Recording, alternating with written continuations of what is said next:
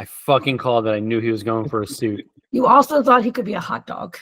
I didn't. I may have said hot dog first, but Play both sides. Can't lose. yeah. That's the range. Hot dog or suit. That's like one or the other. Hello, everybody, and welcome again to another episode of Kill of the Week. I am one of your hosts, Brandon, and today we are joined by our other cohorts, Josh, Jill, and Chris. And coming on again for a second time, we have only ever had one other repeated guest come on this show.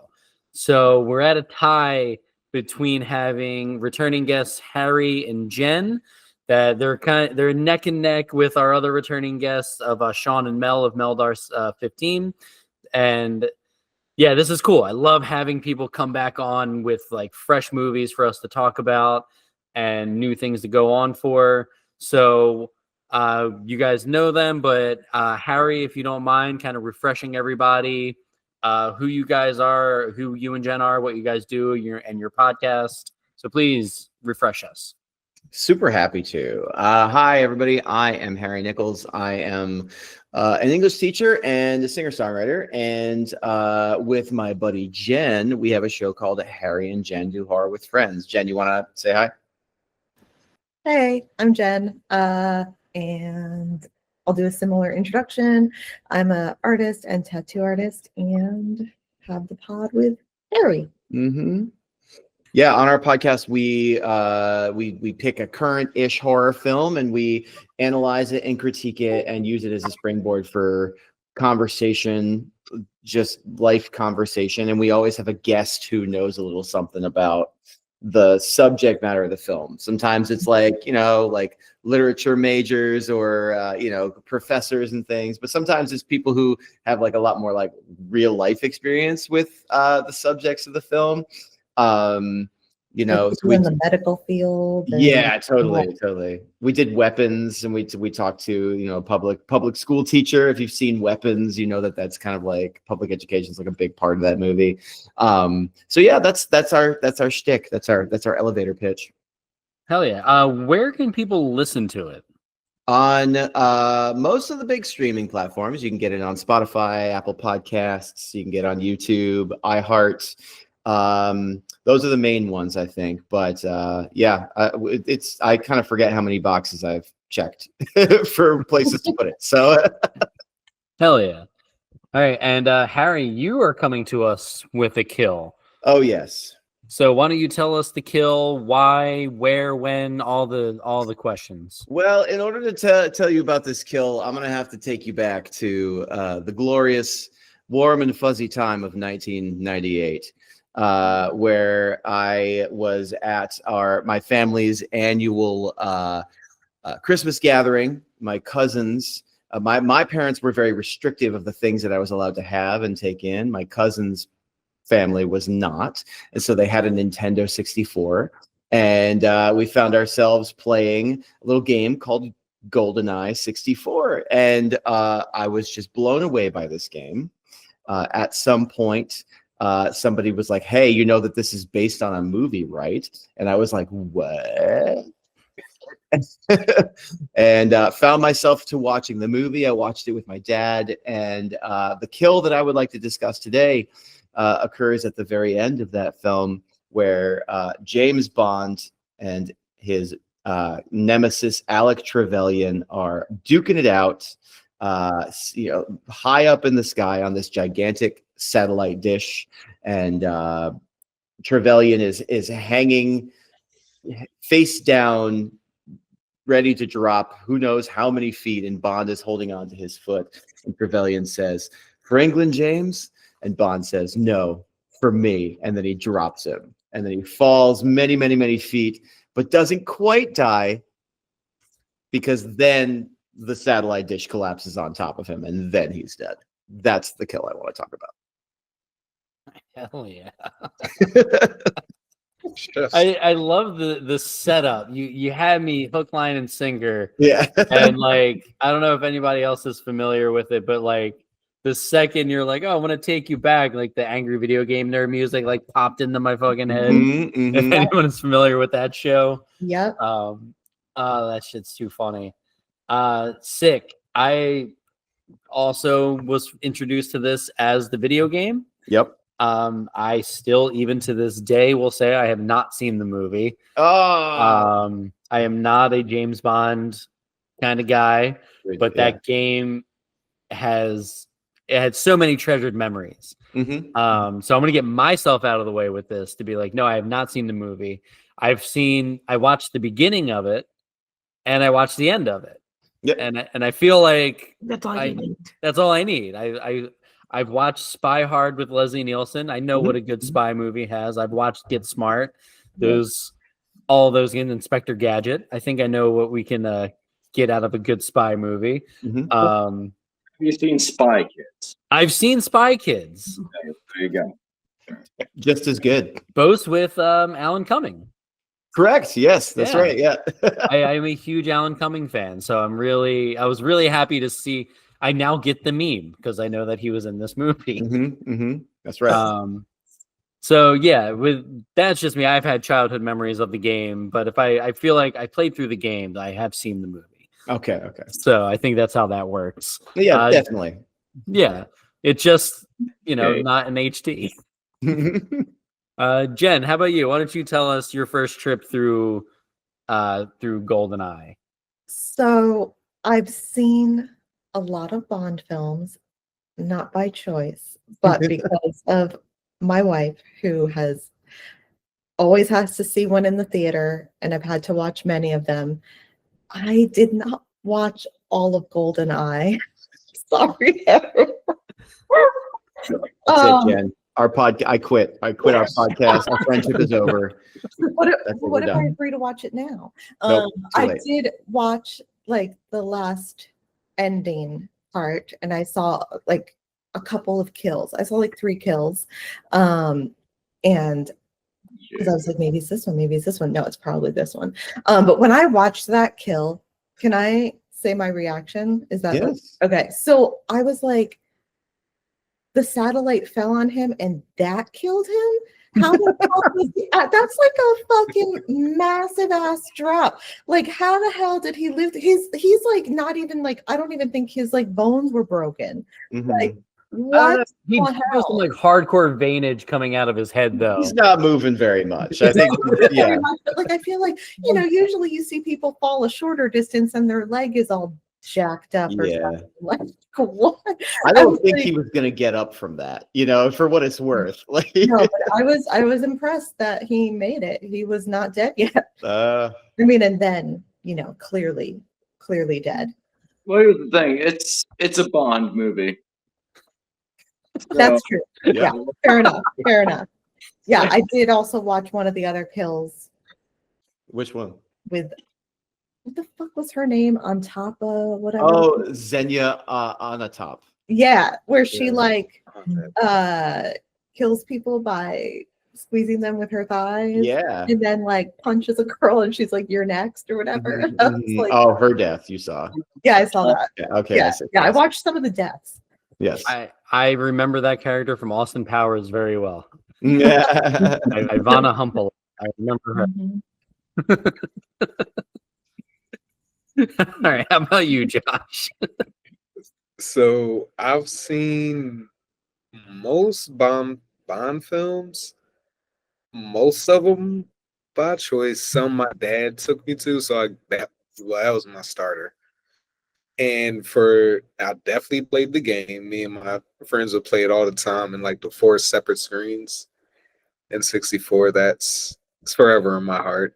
The kill itself, I liked it because it didn't have much music, like the build up to it, where it was like just 2 men were just duking it out. Mhm. All day. Oh, All day. okay. All right. That's a challenge, and I do accept. So when it was just them 2 ducking it out, and then at the end before the satellite, because I have to agree, when he dropped, I'm like, gravity beats everybody. And then the satellite proved it twice. So no, this was a great kill, and as far as Bonds, it's still up there. It's one of my favorites. I like Pierce, but We can get into that later. Okay. All right, Jill, how about you? I never really watched the Bond movies. Sorry. I watched this one and it was ridiculous and it was just as dramatic and it was exactly what I expected it to be. And it was idiotic and dramatic and it was good for what it was. I don't know if I'd ever continue to watch James Bond movies, but I see what people enjoy about it. And of course, like he drops down and of course he's not dead because why would he be dead? Like that only makes sense. The only time I've ever seen that drop now make sense was when we just saw the new Frankenstein where he drops and the back of his head actually showing what would really happen to you. It was dramatic. It was ridiculous. It was, of course, women everywhere in the whole. It was what I assume every James Bond formula movie was. Seems like it would probably follow the same formula. So yeah. When I saw the opening credits of this film and the gun comes out of the girl's mouth to shoot and then goes back in, it's just like, all right, watching this on the internet, it's exactly where it needs to be. And Chris, how about you? I know that you bonded up for this episode specifically. Yes, I bonded for this episode. Yeah, this was the first Bond movie that I actually watched. I remember when it came out. From everybody who's like, I'm glad I'm in this podcast right now with people who are also not well versed in the Bond verse, because this movie, like, it is pretty goddamn corny. But from as far as I can tell, this is one of the least corny of them. It's one of the more plausible ones, at least that's the impression that I got. In terms of the kill, this particular kill, again, I don't have the Bond knowledge and experience that some other bigger fans might have, but this particular kill, we're only talking about like the final like death here, but it is a part of a long scene, well, a fairly long scene, where they are duking it out on upon the like catwalks and basically like wire, like, treacherous bridges across the largest radio telescope in the world, which was a huge space. It was shot on location, and it is a very impressive final like showdown scene. And this basically, like what we're talking about tonight, is a small microcosm of that longer scene. It was just actually quite a breathtaking fight scene in terms of like films, action films in general, which may be why it bumped it up the list in terms of James Bond stuff for me, because I think James Bond's dumb shit. So would you say this is kind of like this fight scene? Would it be compared to Keith David and Roddy Piper in The Thing, where they just are just duking it out, going all the way through the entire area? Great reference. Thank you. I think it can be compared to that then, right? I would say so, because it's the silence of it, and they're using the whole area. He slides them across the table. He's sitting there, and it's not even a big space for it even to be doing all that, I thought. Then to take it outside, and then to have room to fight on a satellite, have room to fight on a ladder. Yeah. No, you use everything you could in that to fight. So, I think that's a fair comparison. All right. One of the notes that I found from this is that for that scene, the director Martin Campbell who also directed Casino Royale. Same director for that, and Mask of Zorro, and God forbid he directed Green Lantern. He was okay until that one. Yeah. They took inspiration. Everyone gets one. Everyone gets one. Fair. They took inspiration for that scene from Bond's fight with Red Grant and From Russia with Love from 1963. They took a lot of inspiration from a previous Bond film, and Pierce Brosnan and Sean Bean did all of their stunt work themselves in this film, which is pretty impressive for a lot of the shit that you've seen. So that was pretty cool to see that. I love that. I've always been a fan of doing your own stunts if you can, which I'm sure you all know. From working with you, I know you are the first one to just be like, yeah, just fucking throw me. I'm all about it. It's something about integrity. I love that.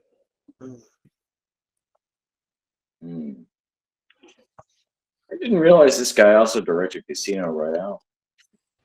Good for him. Which was also Pierce Brosnan, right? No, that's a Daniel Craig. That's the first Daniel Craig one. Super different movie too. Like tonally, very, very different. Very different. So I actually liked it a little. That's when they started getting darker, when Daniel Craig started coming up as him.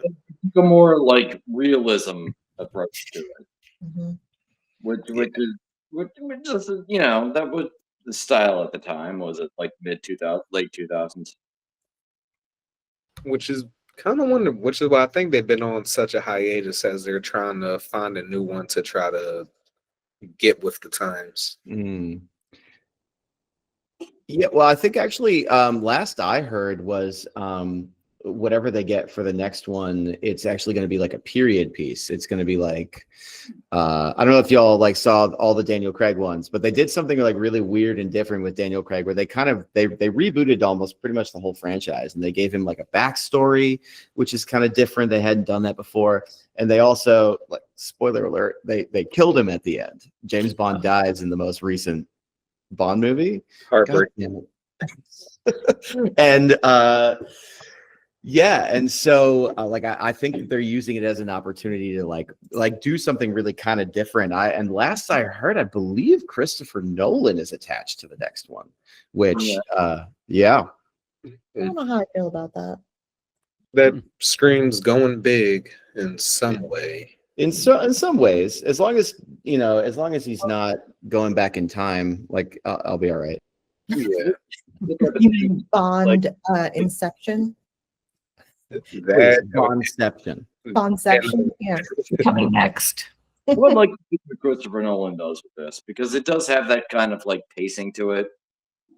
I mean, I've never read any of the novels, but like it just seems like it would lend itself to the type of pacing that Christopher Nolan is want to produce, you know. So You could definitely run parallel pace along those Batman franchises. I could see that. yeah, exactly. That's what I'm saying. Like he's a similar type of hero, you know. So is Bond just Batman without a mask?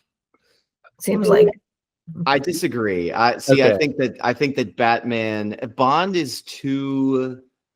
It's just Bruce Wayne knows how to fight. Exactly, right? That's like better. His motivation, but not Batman. Bond's motivation is duty to his country. Very different. Gotcha. Okay. I feel like there's different versions of Bond too, like different variations of him. I just want to ask Harry, what is your, like, is the Bond in Goldeneye like your favorite version of Bond, or is that like a different, like, would another movie be your favorite version of Bond? So just say, I will answer that. I want to roll it back just one sec though, and address the idea of like duty to country and duty to self as like a big difference between Batman and James Bond, which I totally agree. But I think part of what attracts me to this kill specifically is, repeatedly in the movie, Alec Trevelyan and Bond ask each other, it's like, for England, James, for England, Alec. And Bond, like several times throughout the movie, kind of reasserts that the reason he's doing this is like for the betterment of his country. But I think like at the end of it, he kind of admits that this is like some sort of like a personal vendetta. So I think at the end of this movie, at this kill, he's more Batman-ish than anything really. But anyway, so the question, Jen, what was it you asked me? Oh, is this my quintessential Bond? I kind of do think so. It may be nothing more than just like imprinting, I mean, it was the first Bond movie that I watched. I was such a huge fan of the game that there was no way I could possibly not be a fan of the movie. And honestly, it spurred me on to explore the whole rest of the franchise. I own, this is an embarrassing admission, I own every single James Bond movie, and I have seen them all.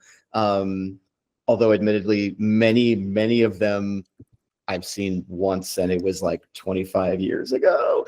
So like I think I'm hearing what you're saying. Like there is something really the genre, the style of James Bond is totally cheeseball, and it's almost it lives in this awkward tension between cartoon and realism, right? Like and that's something like movies that get it right really do it really, like they really get it right. I think that this is a movie that kind of strikes that balance in kind of an elegant way, but it's definitely so cheesy, so cornball. And I think a little bit of that is a response to where the franchise was at the time. So before Goldeneye, it had been 6 years since the most recent James Bond, which is The Living Daylights starring Timothy Dalton. Oh, no, excuse me, License to Kill starring Timothy Dalton. And there was a lot of critique at the time about Timothy Dalton playing Bond too seriously, too dark. A lot of people said in those kind of concurrent reviews that came out right around the release that it was like, it didn't feel like a Bond film for them. And so I think the studio took those 6 years, which really were kind of elongated because MGM found itself in some legal trouble, to kind of reevaluate what the style is, right? What is a Bond movie and what is this vibe? And so Goldeneye also kind of represents like a little bit of a reset button for the franchise. And I think that they picked Brosnan specifically because he brings a little levity, I think, to the role that people were kind of looking for there. Okay. Did anybody sorry, go ahead. No, I'm just, it's weird that I feel they thought that Pierce Brosnan would bring levity to the role, because like looking back on it, all the movies following Goldeneye, it just seems like they got like fluffier and fluffier and fluffier. Oh, for sure. Yeah. Casino Royale, and even that, I feel like they took such a different direction in terms of style that he becomes his own kind of fluff in a weird way, like 2010s, like late 2000s kind of fluff. Yeah, well, I mean, I think with when Daniel Craig came on, then they were like, no, this needs a real new direction, and so I mean, the Daniel Craig movies are like very dark and like very gritty, and he's my favorite Bond. Daniel Craig, personally, yeah. Now, but didn't mean to cut you off. I just was talking. No, you're fine. I really like Daniel Craig as a Bond actually too. But I also kind of one of the best. I feel like he's a take, right? He's a take on the character, rather than kind of trying to embody the like. Yeah, I would definitely agree with that, especially going back to who was the original. What was his name? I know it. Why is it Sean Connery? Thank you. Yeah, because when I remember looking back at his, and I'm like, I'm just laughing throughout the whole movie. This is comical. Yeah, no, they straight up are. Yeah. I also wonder too if like was Bond recrafted to fit the 90s? Yeah. Because like Well, absolutely. the 90s were definitely like just a strange time for cinema Mhm. in general. Everything got a little bit brighter, everything got a little bit crisper, and they wore everything on their sleeves of like what it was and what they were going to be. Yeah. Like even now, like I said, I didn't watch the entire movie, but like watching that opening scene of them, that kind of like not the like flashback scene or whatever of them like infiltrating the Soviets, and the idea of, oh, we're going to go save the world again, like that is just their Tuesday. And it's like, Right. oh, I have to believe that these characters, this is their day to day. And that was such a quintessential thing for like 90s badass characters Mhm. to be like, this is my mind. norm. Yeah. And it's just like, my question is, who the fuck thought to put Pierce Brosnan in this after watching Lawnmower Man? Yeah. Very, very smart man. Clearly, they knew something other people didn't know. Because like I'm only going off of like Pierce Brosnan movies that I've seen prior to like in the year of this, of like Lawnmower Man and Mrs. Doubtfire. So He's the only one that I think of as Bond. I don't know who else played it. I don't know enough of the universe. Like he's just it. So yeah, I mean, I know this is Doubtfire, but it's still like, to me, he's more the guy from Mars Attacks than anything else. yeah, that's true. That's very true. I love Mars Attacks. I didn't think of that. That's a good title drop there. Hold on, wait, Chris, what were you saying? I'm just saying, like, he was the personification of male hotness. No. 90s. Like, I I think think there's somebody, but it wasn't. face is weird. So don't find George Clooney attractive either. I don't. No, not George Clooney either. I don't know where people are finding this. It's Sure, not- black is white, up is down, and hot is cold. Okay, I get it. It's opposite day. I'm like, I just assume y'all pay for these rankings. Yeah. I'm sure somebody thinks it. It's not us. It's fucking funny. So Brandon, just to come back to a little bit of what you just asked a question about, like how did they kind of take Bond and put him in the 90s? Yeah. Like a little bit for me, what has led to my enduring enjoyment of this franchise is that it is very much like kind of an interesting study of the time that they're made, right? In the 1960s, right? It's obviously, it's like all about the Cold War. It's responding to second wave feminism. And then in this one, we've got, it's 1995. You can see very clearly in this story, right? The internet is emerging. It is very mysterious and very scary to people. There is so much like oblique computer shit in this movie where they're just like, enter the passcode. What? It's encrypted. I re-encrypted it. And like nobody knows what the fuck that any of that shit means. Or like what the fuck is going on, right? I think you can't take in this movie without thinking about it in terms of being a response to Bond's rampant and unchecked misogyny for the first 14 movies, right? Okay. There is so much in this movie that is like just direct commentary about it's the 90s now and like women can do some stuff, right? The moment that I think of is this incredible monologue that Judi Dench has where she sits Bond down in her office and she says, "You don't like me, Bond. You don't like my methods. You think I'm an accountant, a bean counter, more interested in my numbers than your instincts." And then she said, "I think you're a sexist, misogynist dinosaur, a relic of the Cold War whose boyish charms, though lost on me, obviously appealed to that young girl I sent out to evaluate you." And he tries to end the conversation. He says, "Point taken." She says, "Not quite, 007. If you think I don't have the balls to send a man out to die, your instincts are dead wrong. I have no compunction about sending you to your death," right? No woman has ever laid James Bond out the way that Judi Dench does in that scene, and I just think it is so fucking kick-ass. Okay, that's fucking awesome. And now I'm disappointed in myself for not watching the slower scenes. Yeah. Well, it starts off like very much like a typical Bond movie where he is just domineering women and being a total asshead. And then like Judi Dench comes in and she grinds the action of the film to a halt with this monologue. It's like one of my favorite moments in the whole franchise. Nice. That was a really good scene. Oh, She- yeah. She always gives him a hard time. Mhm. Yeah, so much of it, right? The M of the past has been a man. Now his boss is a woman. There's so many lines about that all throughout the movie. Robbie Coltrane comments on it as Zukovsky, this like Russian gangster. It's kind of funny because I can only ever see him as Hagrid.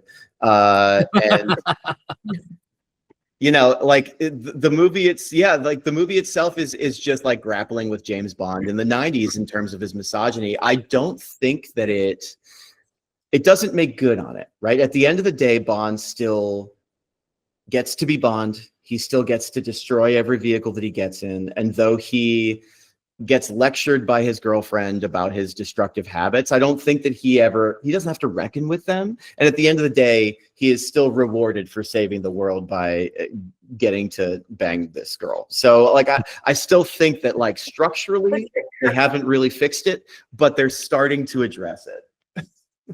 Chris, I saw your hand go up. Yeah. That's because there's a really good explanation for that.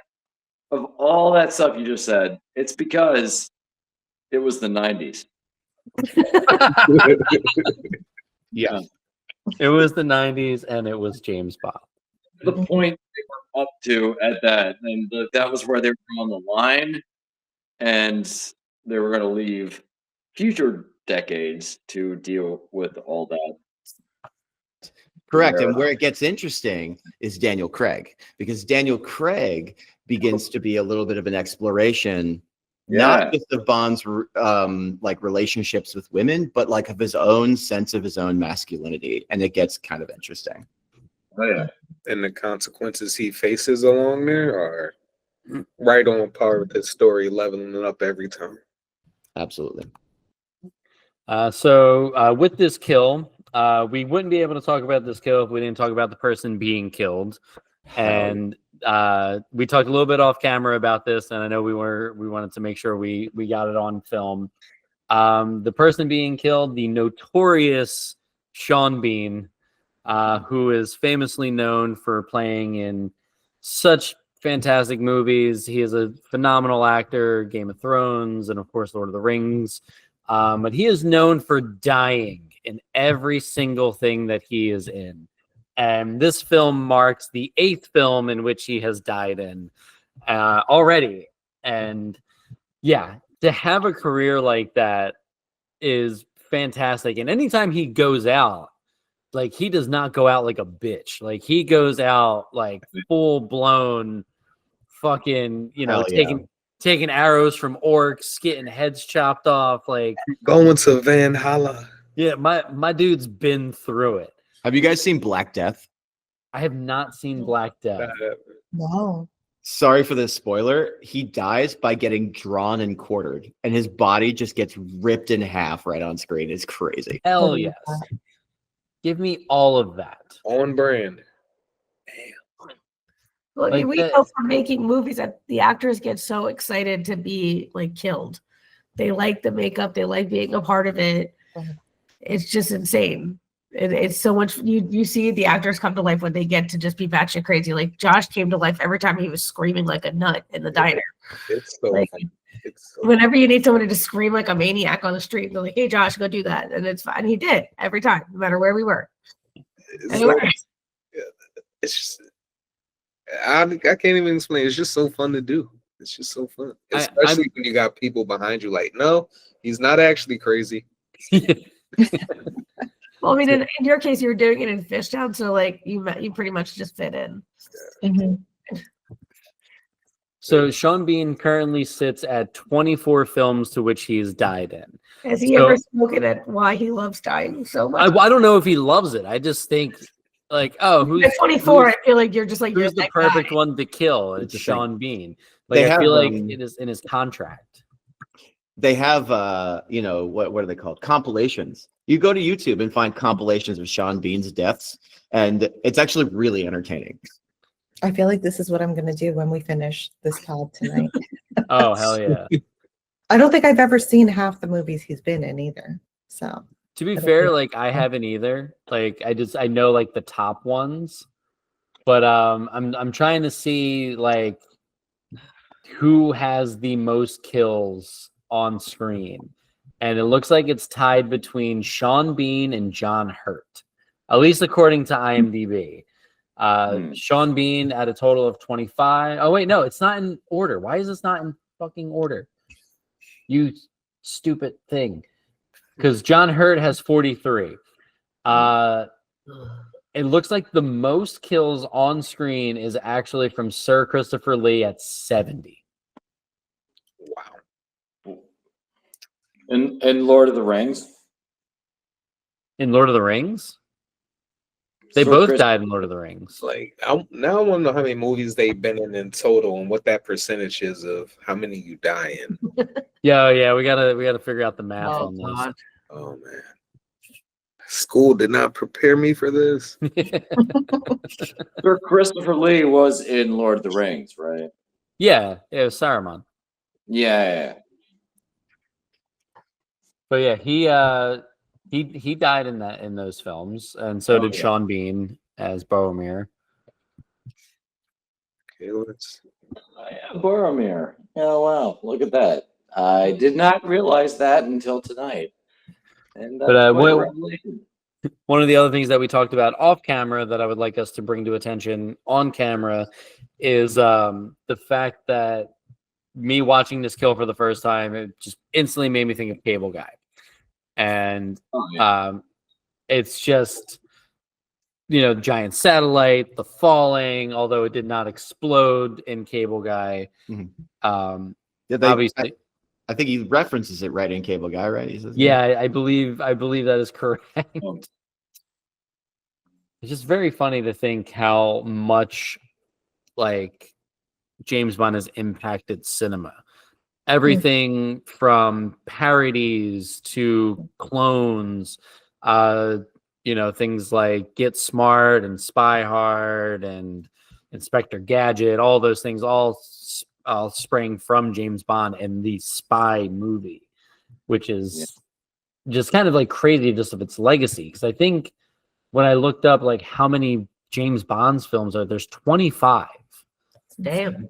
I did not know that. Yeah, there's a lot. That There's is a fuck ton. Yeah, they've been going since the 60s. I mean, in the Mhm. 60s during the Cold War, they would pump one of those motherfuckers out every single year because they essentially were, anti-Russia propaganda. Yeah. Oh yeah. Now, did James Bond have the villain with the guy who would throw the hat? Was that like a thing, or is that something they made up? No, that was James Bond. That totally was James Bond. But then in Yeah. Austin Powers, they have the guy that throws the shoe. Yes, that's why I was trying to make sure which It's- clothing that's item different. was being tossed. Right. It really is hard to tell which one's parody and which one isn't, but the Yeah, hat was that's true. not parody and the shoe was parody, making fun of the hat. That's Yeah. fucking good. The ones in the 70s, like the Roger Moore movies, like slip even further into like, is this a comedy or is this an action Oh, film? the Like, fucking what is Roger this? Moore. Yeah, Those are silly movies. there. I feel like that's like a lot of things from the 60s. Like even the 60s Batman. It's like, okay, we're going full fucking camp. Like, But it wasn't camp back then. It was just no. normal. Yeah. Which is also wild. without Nah, and everyone thinks that It's drugs. It's drugs. I don't know. it had to It's be just- that's how they thought about comic book shit in the 60s. Fair. You know, it wasn't Yeah, until like true. later on where people started taking it like actually like seriously. You know, especially to like the 80s and the 90s when it was like, oh, this comic book could be something that's not comic. You know what I mean? Yeah, true. It's also like in terms of the kill itself too, just kind of comparing it to other films that we've talked about on here.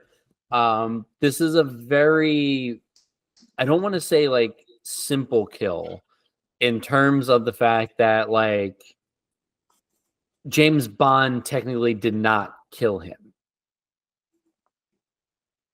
Or was he the result of the reason why it blew up?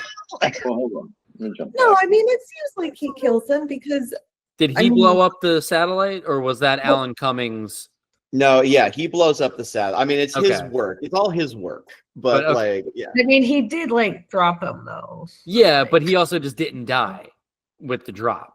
I don't So he know had that that. moment. Gonna die. Argument of, well, you didn't kill me because I didn't die. You're All still right. kind of I like your think intention. I was to stand death. corrected I think in he all of meant it. to kill him. But As far as I can tell, James rewatching Bond the 1 and year, Satellite it Zero. seems like she's what's her face is flying the helicopter, and she's cutting the wires that are holding up this big contraption with her helicopter. No, wait, no, she flies away and then something explodes, and then something else explodes, and then the entire thing explodes and falls on top of her. okay, so in terms I mean, that's of kind of the summary. What you just said, Chris, is the summary of basically the whole movie. It's like then it explodes, and then something else explodes, and then it explodes for some reason. okay, Yeah. so what I'm Oops, and something explodes, and then there's oops, and then what I'm getting at Yeah. is in terms Okay. of crew kind of thing. Like there, it's not a slash. It's not like you didn't have a makeup supervisor on deck for this. This was purely a stunt driven kill. Mhm. So Yeah. this film also had like a significant amount of VFX that were going on with this, and rewatching the kill and just seeing like the VFX and green screen background stuff like just really didn't hold up as well.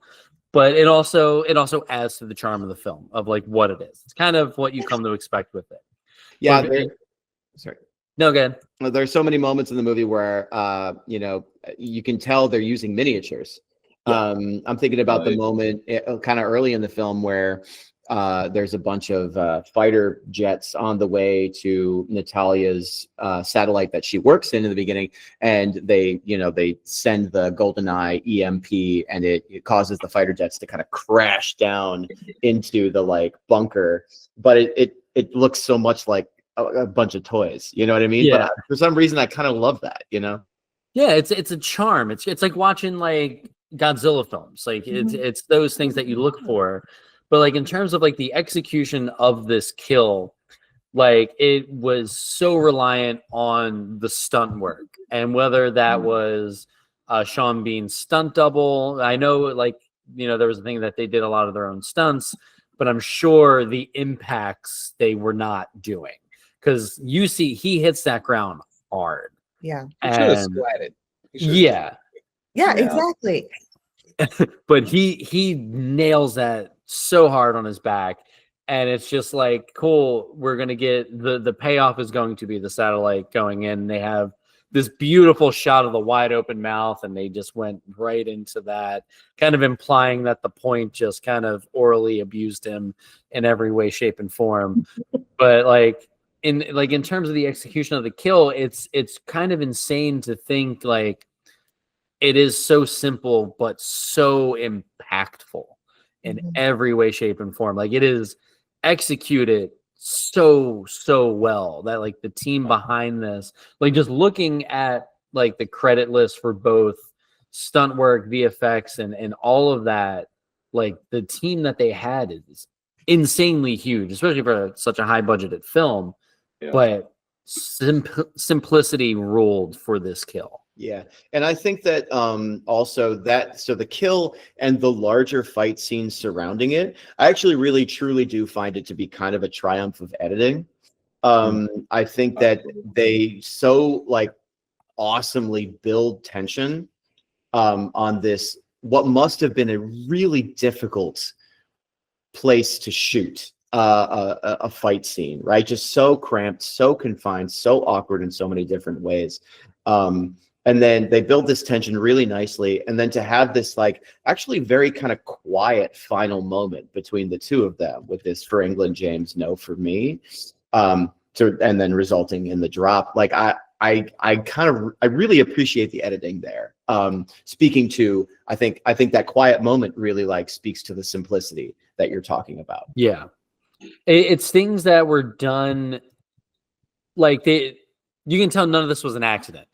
Like every decision that was made, like were talked about heavily in meetings, in production meetings, to be like, no, if you want this to really ring out, take out every score. Like the biggest example that I can give for that is go back and rewatch Jurassic Park. The scene when the kids are being attacked by the T-Rex in the Jeep, there is no score. It is just screams, rain, and dinosaur. And how impactful that is, that simple decision of no music just completely alters how you look at a scene. I feel like taking out the music maybe also builds more suspense. Like it puts you more on edge as you watch it, whereas the music can kind of like lead you into what's going to happen next. Without that music, you're like, just at a loss for like what's going to happen. It's the equivalent of a laugh track in a sitcom. Oh, this is when I'm supposed to laugh. Oh, this music cue came in. This is when I'm supposed to start getting scared. And then like you eliminate that and you leave the audience member to develop what they want. And it's going to be, is it going to be suspenseful? Is it going to be excitement of like, yeah, kill that motherfucker, or no, save him. I'm starting to feel compassion for this person. Like you let the viewer develop a feeling. Yeah, no, any type of musical accompaniment to the entire fight scene. Like I said, that entire fight scene is really intense in that regard. But like, especially in this last moment, like it would have distracted from anything that the scene would have produced. See, like the only appropriate music for this, and it just popped into my head after like everything that we've been talking about for England for this, is if it only just played the Benny Hill theme as he went down, I feel like it would have just fucking nailed it completely. It's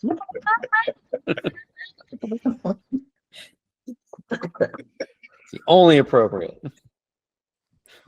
Or maybe when he landed, what if we just had like a little bike horn right when he lands?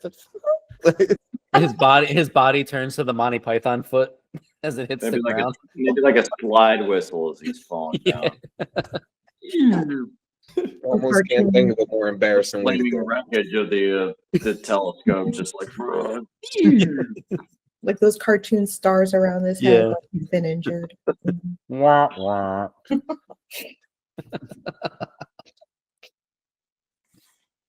Shit rules. But yeah. I just wanted to add the one part about the no music part. I like that when they don't do that in the movies, I feel like that takes me as an audience member from a viewer to now I'm in this movie because life doesn't have any background. So, oh man. You don't like have music playing in your head for like your day? I want to so bad, but I have to direct it. So it's like I know what's going to happen because I'm doing it. I put music in there. I always think of I'm going to get you, sucker. Every good guy has to have his theme music. That is true. Dude, I live through theme music nonstop every single day of my life, every moment, and it is horrible. I wish I could escape this mental hell, and I am seeking psychological help for that. Luckily, my insurance covers it. Hell yeah. They're working on it. See, my day is like Crunk from Emperor's New Groove. I just like make it as I run through the fucking streets. As long as I don't have to listen to ABBA in my head, I'm good. Yeah. Oh, you don't want Pierce Brosnan singing Mamma Mia to you? Oof. That was rough. Well, Pierce Brosnan does it. Josh, And maybe do you- it's some sort of like slower, jazzy version. Got it. But the moment those Swedish fucks start playing in my head, So gonna have to call out of work. Josh, to your point about when music takes you, the absence of music can bring you into a scene where you feel like you're living it. I feel like I can also think about scenes where kind of the opposite is true, where like the absence of music, it like really takes me out of it. And I'm thinking actually specifically about the last scene in Star Wars Episode 4, A New Hope. Has anyone ever seen, first of all, have you guys seen that movie? I know I've seen them. Yes. Yeah. So I'm trying to remember that scene specifically because I do get your That's the one point. with Darth Vader, right? Yeah, no, I don't think so. Yeah, it's the one with Dark Helmet. No, sorry. So at the end of that movie, the protagonists all get a medal. There's like a big ceremony. They get a medal for having destroyed the Death Star.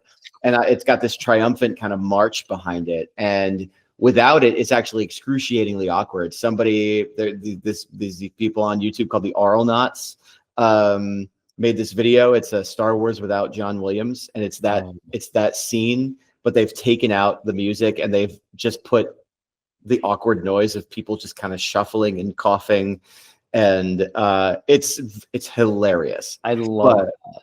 Yeah. But do you think though, using Star Wars as the example, Mm-hmm.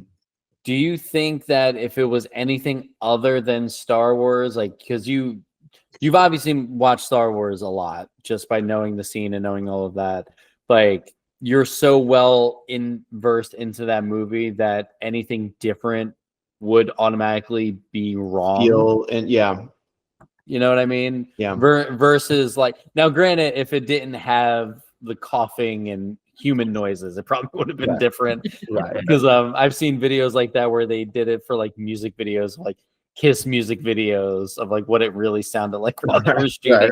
Right. But I wonder if it also depends on the movie. Like, for example, if I were to watch this scene in Goldeneye and they would have added some kind of like slow violin to the, for England, no for me line, I don't think that would have changed my perspective as much. I think I think I could accept it either way. But for something so significant like Star Wars or even the Jurassic Park reference I made, that I feel like if I were to hear music in it now, I'd be like, this is terrible. Like, it ruins it completely just because I'm so well versed in that. Yeah. So I definitely think it depends on like the movie and the scene, definitely. Because when you mention the Star Wars, the theme music immediately pops in my head. So now seeing the Star Wars scene without that, I'm like, something's off. And that would be the little off point, because don't get me wrong, scores and music can also make a film. Right. That balance in between is where I'm like, that's that sweet perfection spot. Some people, some hit it, some don't, but when you do it right, it's right. Cool. Oh man, just looking at some like trivia for this film, that Sean Bean's character, Alec, how do you say his last name? Trevelyan. Yeah. Two cool things that I just saw from that. Trevelyan was a homage to John however you just said that name. That he was the British movie censor in the 60s during the Sean Connery movies. So they kind of like made a mockery of him in this film. Cool. And the original writing for that character, his name was supposed to be Augustus, and he was supposed to be an older character and former mentor of James Bond, and they were going to have Anthony Hopkins play him. But too though. He turned it down, and then it was going to go to Alan Rickman. But then Alan Rickman turned it down, and then they got Sean Bean. So you just had like a line of every one of those actors would have nailed it. Like no bad actor at that. For England, Potter. Yeah, you know what?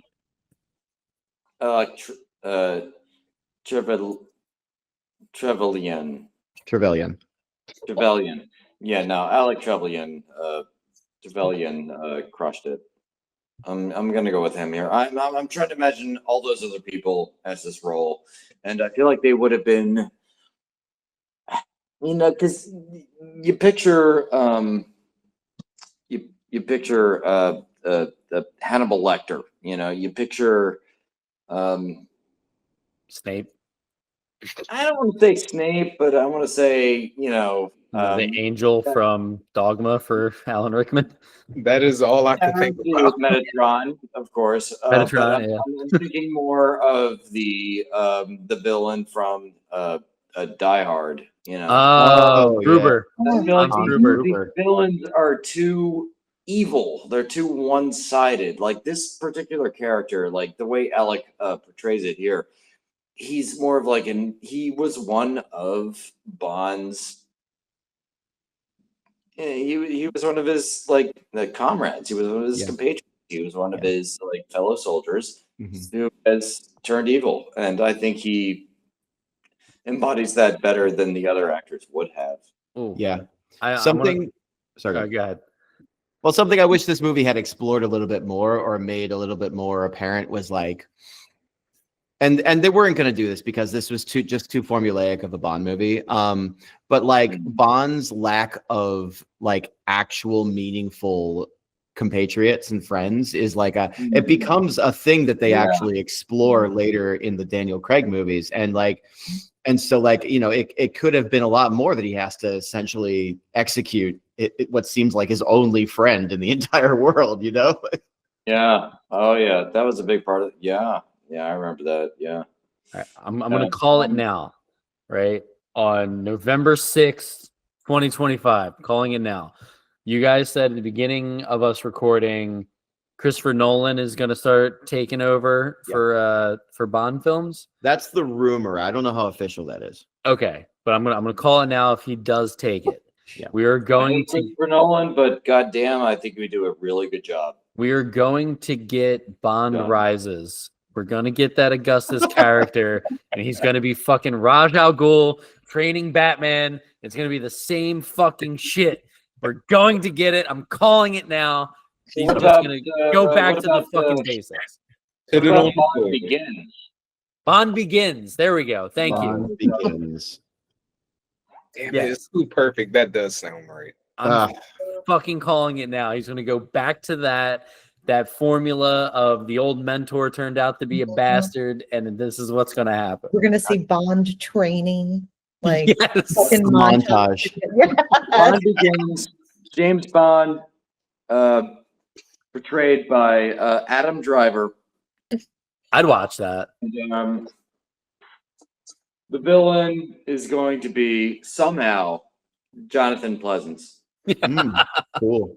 Again, even though I'm pretty sure he's dead. It's all right. We got AI. Yeah. As long as AI Jonathan Pleasance. As long as we get the Bond suit up scenes like they did for Batman, him getting the tie all situated, and he has a Bond credit card that expires in forever. I just want all of that. You know what? After taking this hiatus, we deserve it. Exactly. It'll be great. Yeah, the more tongue in cheek, the better. Watch Adam Driver interact with an AI Jonathan Pleasance. That sounds great. Dude, I just had a random montage or compilation of Adam Driver clips pop up in my algorithm for some reason, and I was not mad at it. He is out of his mind in the best ways. Oh, he's an excellent actor. But can he do an English accent? I think we would forgive him if he didn't. It would be funny to see him fuck it up. Yeah, it would be. Okay. One last Batman reference, and then we're gonna move on to final thoughts. The Alec character actually shares similarities with DC Comics Batman villain Harvey Dent and Two-Face. Both men were friends with the protagonist before becoming enemies. Both blame their scarred faces on their respective friend/enemy. Alec also takes the moniker Janus, Yeah. the two-faced Roman god, upon building his criminal empire. So we're definitely getting that Nolan Bond Begins film. God damn it, take my money. For fucking real. Yep. So to pull it all in, we're going to go into our final thoughts here. I'm going to start with Josh. What are your final thoughts on Goldeneye? So my final thoughts for Goldeneye are, like I said, I've watched pretty much every Bond movie. The Nolan one that you called, I will watch that when it comes out. The scene itself, I still love the grittiness and non-music behind it, and the influence that the video game did just solidifies why I like it. And yeah, I'm gonna die on that hill. Hell yeah. How about you, Jill? I mean, I enjoyed it for what it was. I don't know if I'm a Bond fan. I think I picked Batman over James Bond. But I see why people have enjoyed it. It's amazing how long it's lasted, and I can't wait to see what mess it's going to create next and how long it's going to go until it should just stop. Yeah. Chris? Well, I'm not a Bond fan, and I probably never will be. But this particular scene and this particular film, which I've watched since I was a kid, it's one of the finer, like final fight scenes between an antagonist and a protagonist that I've seen growing up, and it's definitely worth a watch. It's definitely worth an analysis. It's beautiful that two enemies can fight each other on such an equal plane, hundreds of feet above ground, and as such, it is quite entertaining. Oh yeah. How about you, Jen? My final thoughts are this conversation made me want to go back and watch the in-between parts, in between the kills, and not just the kills. Which I should have done anyway, because the kills reminded me of cheesy action, which I much prefer to serious action. And yeah, that last scene, ridiculous. And I love the absurdity of the fact that he didn't die from that fall. Just fucking great. Yep. Hell yeah. I think for me, this conversation just makes me want to watch more Bond, because I do, like Jen, enjoy ridiculousness in every way, shape, and form. The kill itself is great, and I think it kind of started the catalyst of it. Didn't start the catalyst of it, I take that back, but it definitely solidified the evil villain fallen from high points and then took it just the extra bit further and crushing him with flaming metal of satellite dishes. So I give this film another golf clap. That was great. It should give you a good idea of what else to expect in this movie, because it's a decent Bond movie. Yeah, I'm here for it. I will watch all 25 films. I hope to. So Harry, your pick. Send us out. Oh, wait, what do I do? Final thought. Oh, got you. Okay. Sorry, you said send us out. I was like, yeah, I was like, I can't end the call on myself. Do I sing a song or something? Or okay, cool. Yeah, man, I will always love this movie. I think that rewatching it today, it was the first time I'd seen it probably in 5 or maybe even 10 years. I definitely was struck with oh man, this really is very, very cheesy.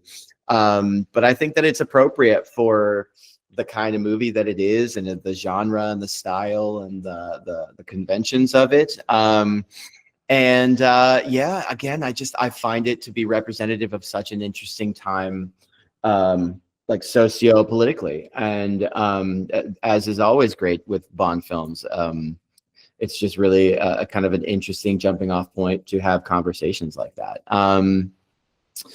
Pierce Brosnan is, he's my home Bond. He's the first one that I saw. He's the one that I imprinted on, and this kill for me is just, it's iconic, man. I find it to be totally iconic, and I think people should watch it. It's a good one. Hell yeah. Thank you guys for joining us on 2 episodes now of Our Kill pleasure. of the Week. And thank everybody for watching and being a part of it with us as we talk really cool things about cinema and film. And with that, we will see you guys on another episode of Kill of the Week. Woo.